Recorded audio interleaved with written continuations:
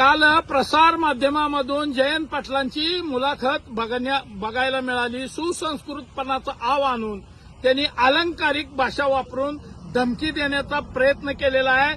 जयंत पाटलांनी बोलताना म्हणलेलं आहे की असं एक बी गाव नाही ज्या ठिकाणी जयंत पाटलाचं नाव नाही, परंतु त्यांना असं म्हणायचं असेल महाराष्ट्रामध्ये असं एक बी शहर नाही ज्या ठिकाणी जयंत पाटलांच्या ओळखीची बाय नाही. आणि त्यांनी सांगितलं की क्या बडा तो दम बडा. अहो प्रस्थापित राजकारण्यानो, आता बहुजनांचा गोपीचंद तुमच्या समोर खडा आहे, तुमचा बाप म्हणून तो खडा आहे. जयंत पाटील असं हाणण्याची भाषा वापरून धमकी देण्याचा प्रयत्न करू नका. तुमच्यामध्ये तो दम राहिलेला नाही म्हणून तुम्हाला पक्षाच्या मोठ्या पदावरनं सुद्धा पक्षानं तुमची दम वळकून काढलेला आहे. त्यामुळे हाणाची भाषा आमच्यासारख्या सर्वसामान्य बहुजनातून आलेल्या पोरांना करू नका.